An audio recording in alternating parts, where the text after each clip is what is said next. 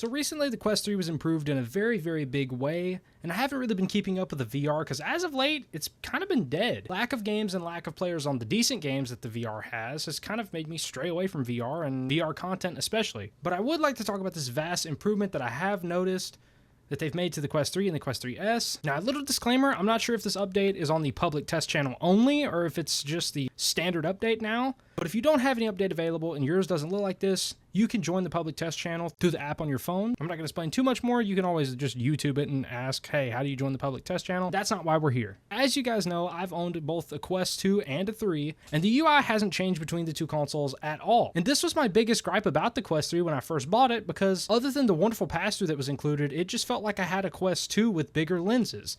There was no software-sided changes whatsoever, and obviously with time, there are some exclusive games, and a lot of games got reworked for the Quest 3. The lenses itself was a big enough difference where I noticed. But the menu you interacted with the most had no change. Again, it wasn't exactly a horrible thing that it didn't change, because it definitely got the job done and it worked well, so why fix it? Especially every time Meta updates something, it breaks something else. So, you know, but when you pay $500 for the latest and greatest version of a company's product, you do expect a little bit more than just the same software implemented onto a new console. That's like if the Xbox 360 and the Xbox One had the exact same OS. But finally, they've given it to us. After years of the Quest 3 being out, finally used the pass-through to its full ability. Instead of making everything pop up in a tab like the library, settings, and all the other stuff used to do, the actual OS side of things turned into this mixed reality beauty. Some people are calling it the spatial UI, 3D OS. I've heard so many different names for it, but I just call it mixed reality OS because it's relying a lot more on the pass-through, along with it looks like one of those mixed reality games. The old menu was like looking at a monitor in front of you that was hovering, or like a tablet. Now they've made it look more like a hologram that's hovering in your bedroom in front of you. This is a step in the right direction for the Quest because, again, you pay the premium prices for a Quest 3. You should get a premium product. It has an amazing pass-through, and not implementing it into more things always confused me greatly, especially something like just the main menu. You interact with that all day, every day when you play the VR. You have to open it to get to your games, your settings, everything in between. So why not make that the most amazing part of it? Things like using the hand tracking to interact with the menu feel so much more natural comparing to the old menu. And the old menu was usable, but when you try and use your finger to press a button with the hand tracking, it always felt like the distance was weird to judge. It felt like you were pressing a tablet that was like 2 inches too close or 2 inches too far. It felt like you had to reach too far or too close to actually touch the buttons, and it was just really weird. It seems like they got the tracking between those two things to be a lot better with this new menu, and it's a lot easier to determine the distances between your hands and the menu itself, because it's more of like floating in your bedroom. Again, you can use the objects around you to kind of use to judge, okay, I know how far that is in real life, so I know where to point. And again, just the look of it is so much better. It probably doesn't do it justice watching it outside of VR, but it is just better. The images seem a lot more crisp. The menu itself isn't so daunting on the eyes where it's so confusing and so compact. I like how all the menu items are a lot larger and it's not so off-putting being larger. If you used to stretch out the old menu, you can know it gets a little crazy. It felt like you were looking at a really big theater screen and you had to bend your neck upward and kind of look upward. And if you put it on the floor, then you have to look down there. There was no perfect place to put it because you're going to have to look up or down. It was very vertical comparing to the new one where it's a more horizontal footprint, where it's more off to the sides and you have to more just pivot your head and turn it. My neck appreciates that too because I don't feel like I'm in a damn stadium when I try and open a game or look at a browser tab. Is this the biggest update that the Quest 3 has ever received? No, but it is a very good quality of life update. Things as simple as trying to connect to a different Wi-Fi or connect to the MetaQuest link is just so much prettier, so much better, and it seems to run a lot smoother. I don't know if you guys experienced any freezing, lagging, or any funny business from the old UI, but it seems like this is a lot more stable. As far as interacting with it while you're in a game, I'm not too familiar. I haven't looked very closely at that because most of the time I do connect it to my PC. Like, for example, the Blade and Sorcery gameplay, that was on PC, so I didn't really get to see the new menu because they haven't updated the one on PC yet. I did try it after recording all this footage. It is a lot easier and a lot prettier to interact with. Again, it's not so daunting where you feel like something appears in front of you like a tablet. It more of just feels like, oh, I have a heads-up display and this is Jarvis. Felt like damn Iron Man with this thing on. Anyways, I do want to show you my live reaction to it and me talking about it a little bit after messing around with it for a few minutes. So anyway, I'm going to let Old Ben take it away. So obviously to get Cast to work, I had to open the menu up like this. So I did get a little bit of a spoiler before talking about it, but I mean, this is only like the most important part of it. So as you can see with this new menu, it's a lot more of like directly in front of you. It's not like a tab. For example, the old menu just kind of looked like you were in the browser like this, but the new menu is actually sitting more in front of you, like a mixed reality kind of thing. It's actually in front of your face and you can see through it, and it has a lot, it's just prettier, but I'm sure it also improves something that I'm actually curious about. When you use something like hand tracking for something like this, I bet this feels a lot better to do. Yeah, that sure does.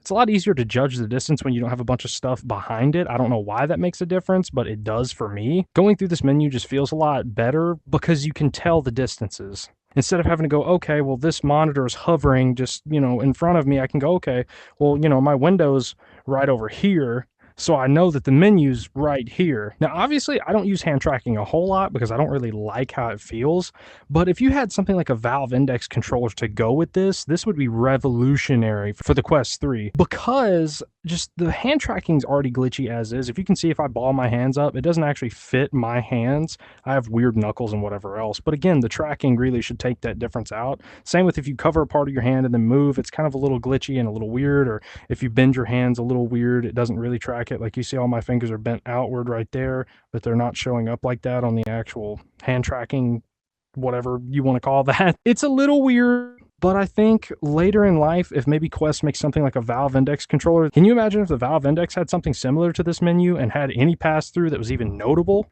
Now, I will say, again, I use the controllers, but it's still a really big change. Unfortunately, there's only some differences as far as if you go into something like the settings, for example, it still looks like a normal tab. But if you come back and you do something like going to like your quick controllers or something like that, this is a big difference because, again, the way you interact with everything is just a lot easier. Something I've noticed with this is it's a lot more horizontally based instead of so vertical. I don't feel like I'm having to look up and I'm like in an arena. It's more of like perfectly eye line in front of me. Also, the quick controls got a lot prettier too, because I used to have a real hard time of like getting my link to work with my PC. Super weird, and all this was cluttered in the bottom, and it just was ugly basically. And this is a vast improvement. This feels like I have Jarvis in front of me and I have a heads-up display comparing to what I used to have, which was just, again, a floating tablet. It's even more apparent if you don't have a setup like I do over in the corner like this. If I'm looking at this wall, it's a lot better. Something I'm a little worried about that I haven't experienced yet is this room. I don't have this light on, but I do have my jerry-rigged ring light on.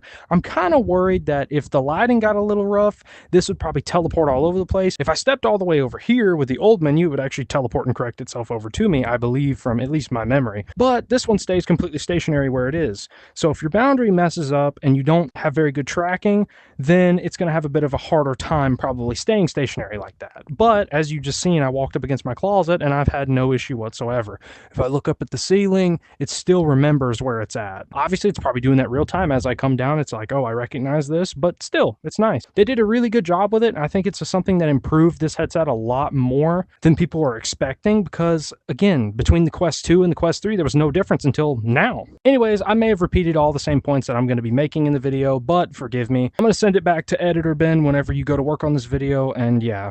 Take it away, Penny. Thank you for that, old Ben. Something I wish they would update is the MetaQuest link. They changed the loading screen for when you're connecting to your PC and it's loading all of that up, but they have yet to update the menu itself in so long. It's been the same one since the first headset that could use the link cable, and they add little stuff like the new consoles and whatever else being added into it, but it's just plumb poor. Like I said before, 90% of the time I'm connecting to my PC, and the fact that there's no quality of life update for the PC side of the Quest 3, it's stupid. A lot of streamers and a lot of gamers like to connect to their computer because they didn't spend $2,000 or $3,000 to build their computer not to use it, and arguably it runs a lot better than the Quest 3's Snapdragon whatever it is. I can run Pavlov at a constant 90 FPS with no drops in any modded map I want, but then when I want to play Pavlov Shack, my FPS is horrible, so it's nice to be able to connect to your computer, and they need to update it in some way. Another thing I'd like to see updated on the PC side, if they do update it, to integrate pass-through into the PC app. I don't know if that's possible at all, but we need it, where it doesn't send you out of the link app every time you go into the pass-through, because if someone comes in my room while I'm gaming, if I don't know where I'm at in my room and I want to see, I should be able to go into the pass-through and not completely disconnect my headset from my PC,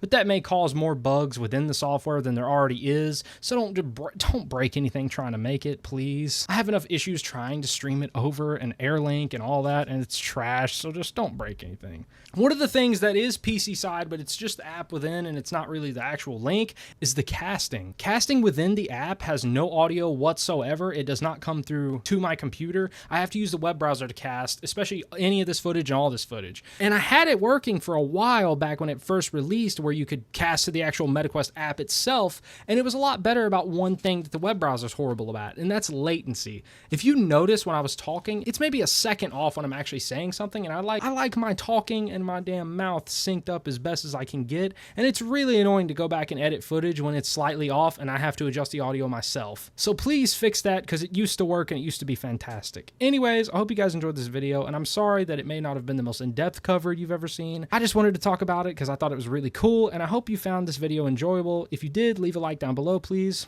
Also, it's been a minute since I mentioned this, but I do have a discount code with One Shot Chewables. If you go to oneshotenergy.com, you can use AMB Judo Potato for 10% off your next order. And yeah, that's really all I have to say. So I hope you guys enjoyed the video, and I'll see you in the next one. So